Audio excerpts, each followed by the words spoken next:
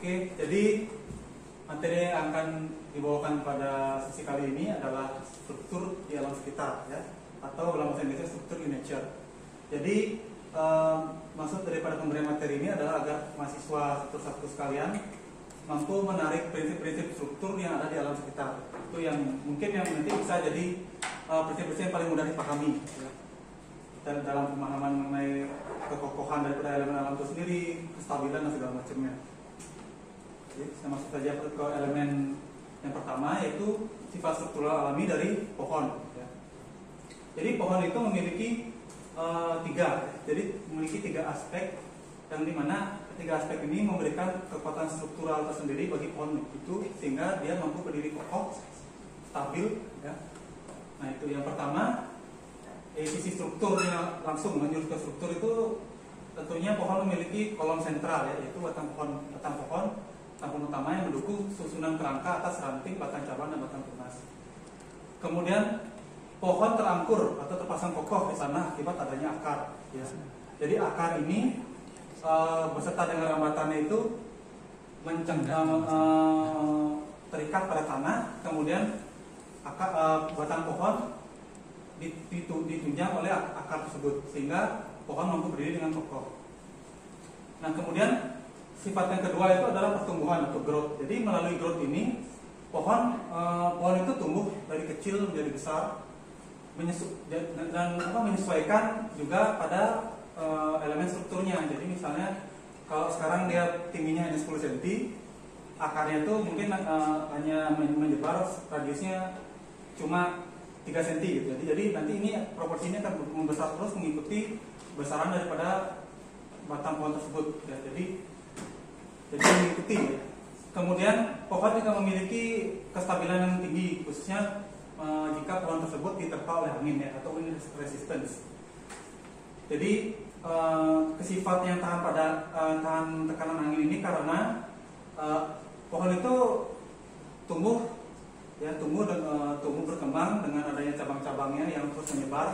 Nah, antar cabang itu dia menimbulkan celah-celah, sehingga celah-celah ini saat diterpa angin itu udaranya lewat melalui celah tersebut, sehingga pohon itu walaupun ada angin keras, angin itu tetap bisa tersaring, jadi dia tetap bisa berdiri dengan stabil, kecuali memang angin yang benar-benar kekuatan sangat tinggi, ya. Kalau angin biasa dia masih bisa berdiri dengan normal, ya. Kemudian itu pohon, ya, secara narasinya. Jadi kita lihat secara gambar, ya. Jadi ini kalau kita potong pohon itu, jadi dia bentuknya seperti ini, ya. Ini pohon ada ini akarnya, ya. Jadi ini batang sentral tadi itu, ya. Kemudian ini atasnya ranting dan segala macamnya. Nah, jadi prinsipnya itu ini yang menerima beban semuanya, dan seiring dengan pertumbuhan pohon ini akan mengikuti juga proporsi daripada yang di atasnya, sehingga dia misalnya pohonnya hanya segini, dia mungkin akarnya hanya ke sini. Makin tinggi dia semakin besar. Nah, itulah yang membuat stabil. Jadi proporsi, ya, kemudian kekuatan juga, ya, dan tentunya susunan komposisi daripada batang pohon itu sendiri, ya. Jadi seperti yang ada di gambar ini, ya. Jadi pohon itu tersusun atas beberapa lapisan, ya, yang dimana sini membentuk suatu susunan yang sulit. Nah, jadi mampu berdiri kokoh, stabil karena sifat daripada solidnya itu sendiri, ya. Jadi itu yang saya tangkap dari pohon paling gampang, ya. Nah, kemudian ada struktur dari alam yang kedua, itu yang saya ingin coba jelaskan adalah dari laba-laba, ya. Jadi dari laba-laba atau spiderweb ini yang sifat struktural yang perlu diperhatikan, gitu, ya, atau prinsipnya itu adalah dari susunan material dari laba-laba itu sendiri, kemudian desain dari laba-laba itu sendiri, kemudian sifatnya yang impact resistance, gitu, takut tahan benturan. Nah, kenapa harus kita menekankan pada susunan materialnya? Karena ternyata menurut buku ini, ya, buku yang saya ambil ini, cairan dari laba-laba itu mampu menyerap daya dalam jumlah yang tinggi, ya. Jadi kemampuan cairannya itu, jadi ada zat kimia di sana yang mampu membuat dari laba-laba itu mampu menyerap daya. Kemudian susunan material dari jaring laba-laba itu tergolong memiliki kemampuan material sangat luar biasa karena memiliki sifat yang keras elastis ya. Luar biasa sih, dia memiliki dua sifat material langsung pada satu komponen. Dari pada satu jaring itu dia bisa memiliki dua sifat ini, dia keras tapi elastis gitu. Kemudian jaringan dari jaring laba-laba itu memiliki kekuatan lebih kuat dibanding kekuatan besi atau baja. Nah, ini suatu fakta yang baru saya ketahui juga, jadi cukup perlu diingat gitu ya. Tapi jika ini catatannya adalah komparasi dengan berat yang sama dan besaran yang sama.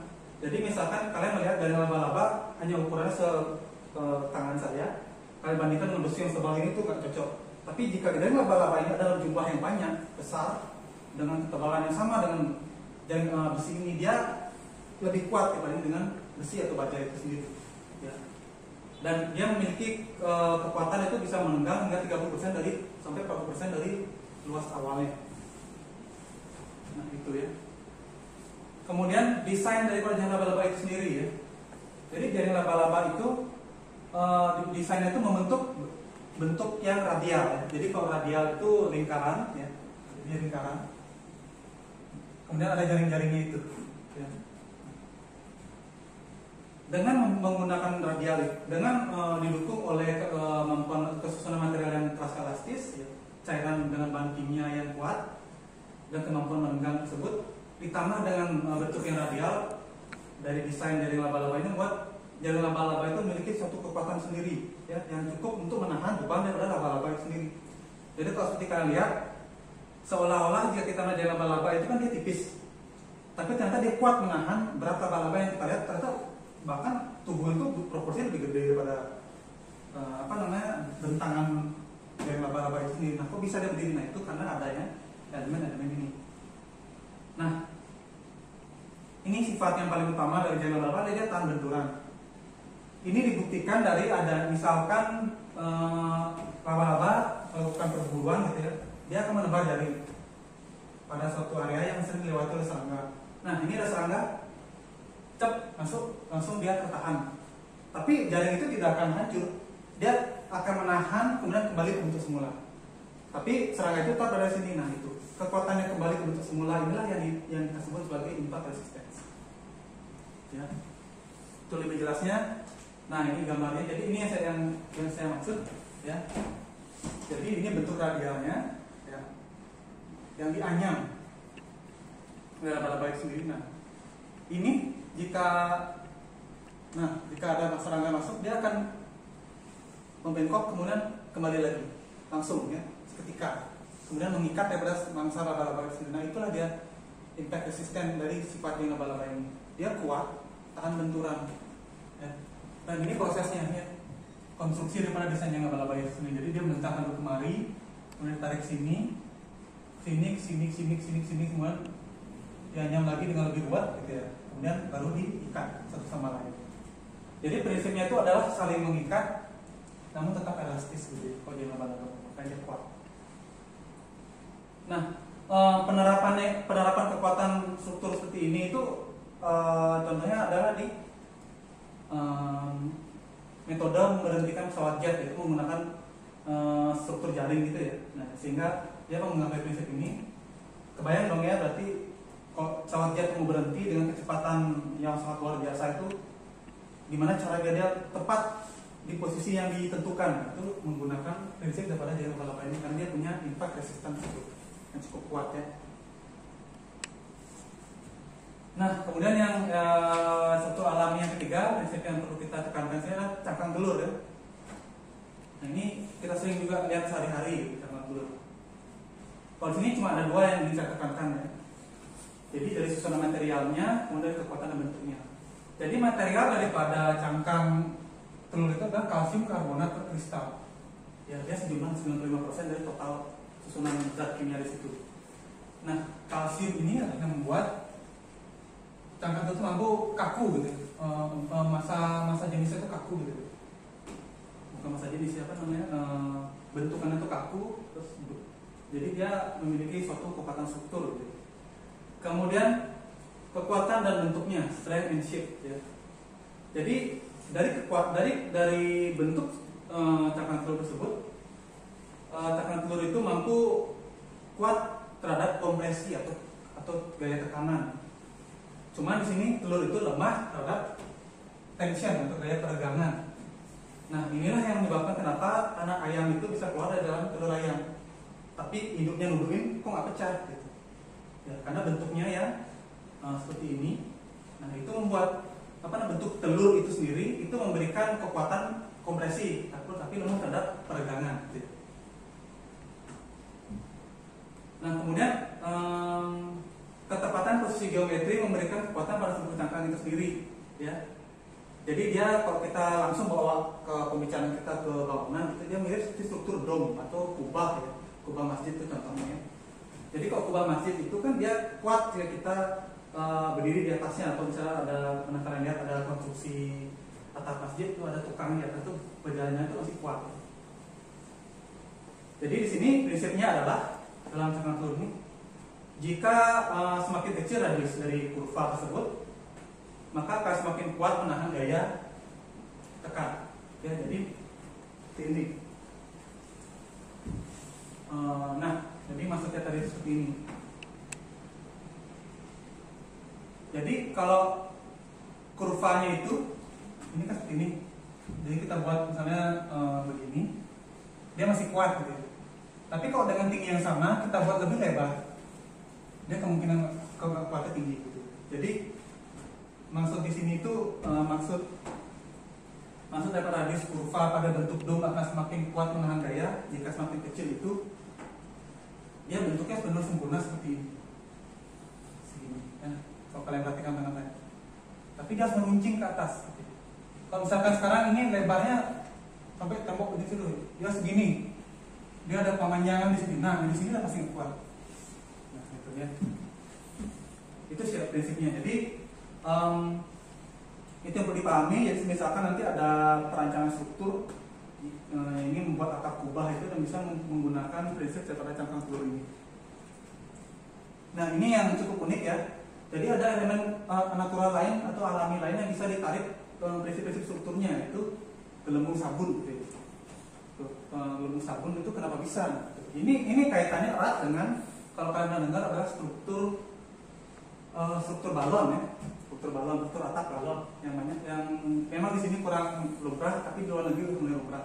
Nah, dia menggunakan prinsip daripada belajar dari gelembung sabun dari soft bubbles. Di sini ada 3 elemen prinsipal gitu ya yang perlu kita pahami. Yang pertama renggang permukaan, yang kedua itu bentuknya sama kayak cangkang tadi. Kemudian ada sifat menyatu. Jadi jadi gelembung sabun itu memiliki kemampuan merenggang permukaannya gitu ya, dan dia elastis gitu, tapi tetap kuat gitu. Dan kemudian bentuknya tersebut yang menyerupai kubah, jadi mirip ini seperti cangkang tadi, cuma dia lebih elastis gitu ya. Dia juga memiliki bentuk kekuatan karena bentuknya. Cuman bedanya gini, kalau di cangkang tadi itu dia berdiri sendiri, dia sudah kuat. Tapi kalau di soft bubble ini bentuknya dia ini harus ditunjang oleh adanya tekanan dari dalam, yaitu udara. Makanya soft bubble gelembung sabun itu terbentuk karena adanya udara, karena kita ingin pakai air, kita tiup kan. Jadi udara yang terperangkap dalam gelembung sabun itu menjadikan gelembungnya itu memiliki kekuatan yang cukup kuat gitu untuk menahan daya renggang ini.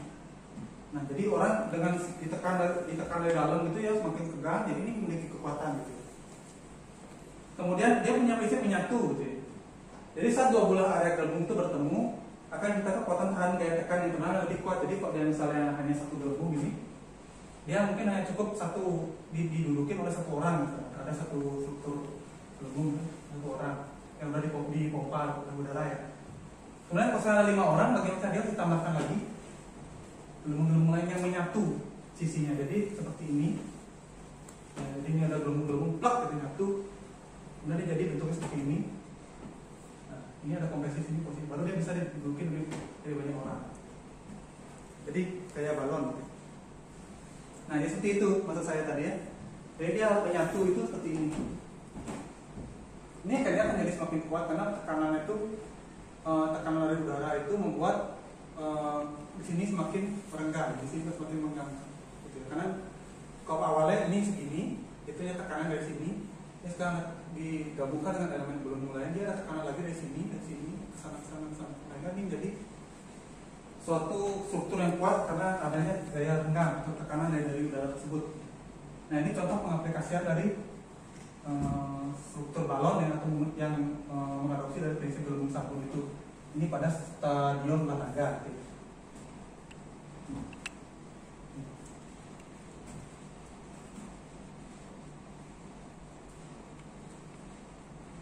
Nah, jadi gini apa namanya?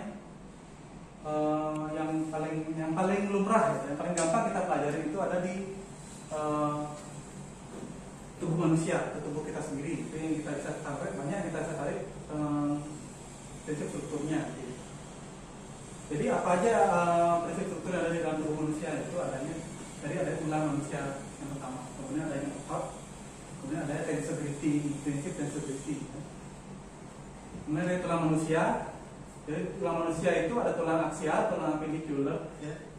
Dan di mana tulang aksial ini membentuk sebuah aksis atas bawah, leher sampai tulang belakang, yang membantu manusia untuk berdiri. Kemudian ada tulang appendicular yang terdiri atas bahu lengan tangan, kemudian ada lower extremities atau itu tulang di pelvis, batis dan kaki. Ya, ini yang membantu manusia untuk bergerak. Dia stabil tapi tak bisa bergerak. Nah, kemudian apa yang menyebabkan tulang manusia itu cukup kuat, yang memiliki susunan material yang memberikan kekuatan yang cukup solid gitu ya, yaitu adalah zat kalsium dan fosfor. Ya, dan zat kalsium dan fosfor ini tercampur dalam zat padat dan empuk yang ada dalam tulang tersebut. Ya. Jadi yang kita bisa tangkap adalah kalsium ini adalah salah satu unsur kimia yang mampu memberikan suatu kekuatan rigid gitu. Itu yang bisa kita tangkap dari materi ini. Kemudian yang nomor 4 ini yang perlu juga kita tekan, yang perlu kita ingat juga, bentuk tulang manusia itu ternyata ada holo atau berlubang di dalam. Jadi dia di sisinya itu tebal, tapi dalamnya itu kosong, holo ya, kayak besi holo, kayak besi pagar itu. Nah, ini membuat tulang manusia itu kuat akan gaya bengkok atau bendingnya, kuat. Kemudian lanjut ke otot manusia itu sendiri. Jadi tubuh manusia tidak hanya terwujud dengan tulang, jadi melainkan juga otot, ya, yang mungkin manusia itu bergerak. Jadi kalian bisa berjalan, kalian bisa menunjuk atau segala macam itu, karena tulang itu berhubung dengan otot. Ya. Nah, otot ini juga secara langsung memberikan prinsip struktur yang saling menyalurkan, gitu. Jadi manusia itu tidak akan kuat berdiri stabil berdiri seperti ini, gitu ya, tanpa adanya kombinasi antara tulang dengan otot. Gitu. Ya. Jadi untuk bisa berdiri tulang itu perlu ada otot yang mengikat, gitu. Otot itu juga memberikan berat yang ideal sehingga kita bisa berdiri dengan stabil seperti ini. Ya. Nah, jadi kuncinya itu ada ini. Kalau di tubuh manusia ini prinsip strukturnya kuncinya ada sumbu aksis ya, atas bawah. Ya, kemudian dia ke samping, jadi ada seperti ini, ada seperti ini. Kemudian ada yang mengikat ini, baru bisa berdiri stabil tubuh manusia. Itu prinsipnya. Ya.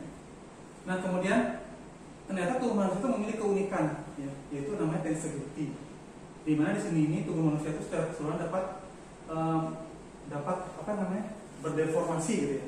Tapi deformasi yang stabil, gitu. Dia tetap bisa berdiri, tapi dengan dia tetap bisa bergerak dimanapun semau-maunya manusia itu. Maunya manusia itu, tapi dia tetap mampu berdiri, gitu. Maksudnya tetap berdiri. Misalnya kita kayak kalian mau seperti ini, jadi ngangkat tangan ini, kalian berdiri ini namanya. Tapi dan kalian tetap stabil.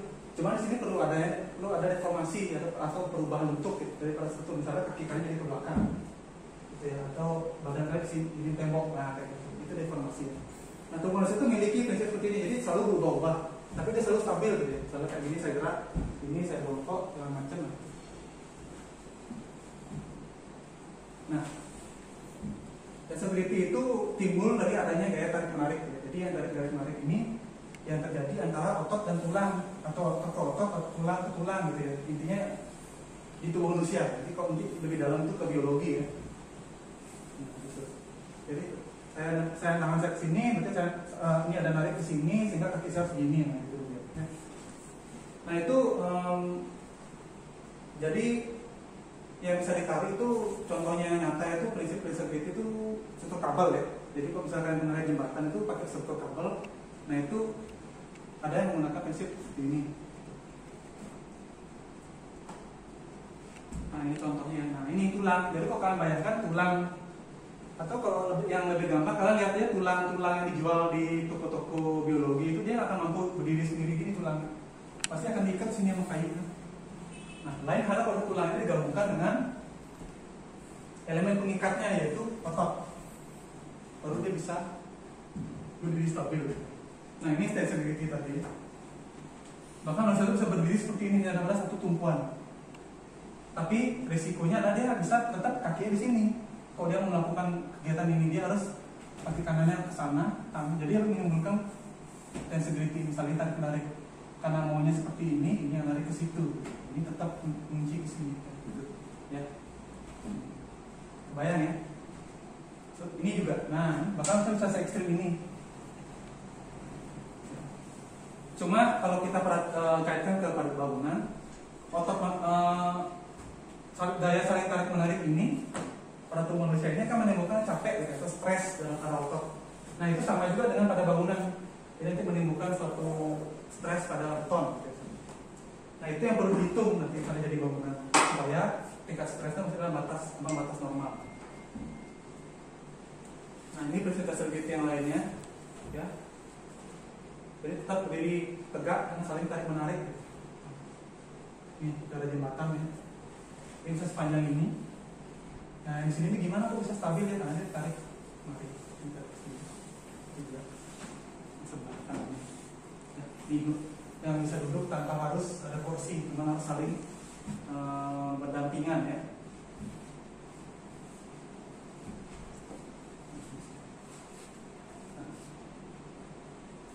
Jadi simpulannya itu apa?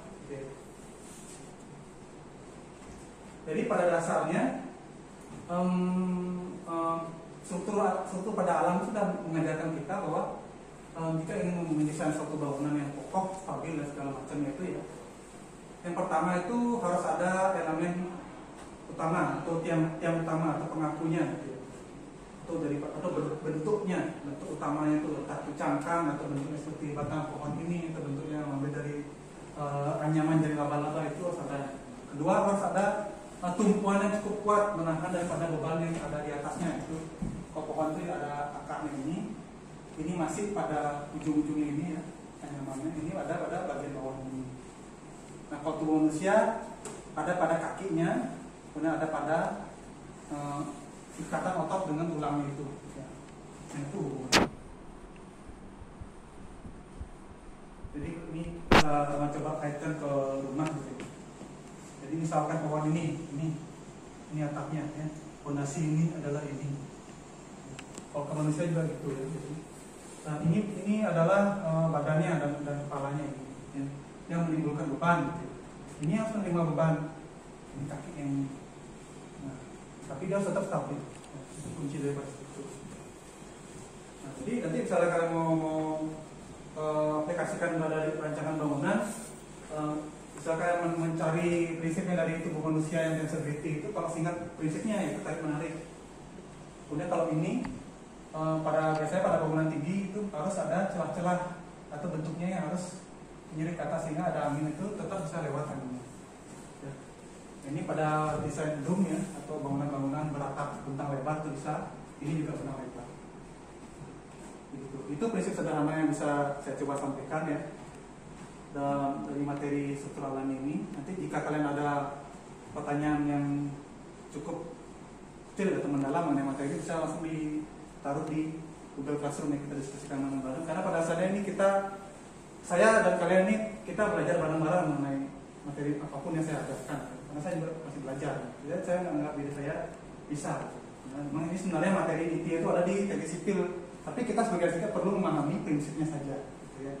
Supaya kita bisa mengkomunikasikan atau mengubah prinsip tersebut menjadi sebuah desain, sehingga desain kita nanti jika kita berikan kepada orang teknik sipil itu mampu dipahami. Ya. Oke, sekian. Terima kasih. Semoga kalian mengerti apa yang saya jelaskan tadi ya. Minggu depan kita akan belajar ke yang lebih prinsip lagi untuk mengenai materi selanjutnya ya, gitu ya, ke prinsip struktur. Oke, sekian. Terima kasih.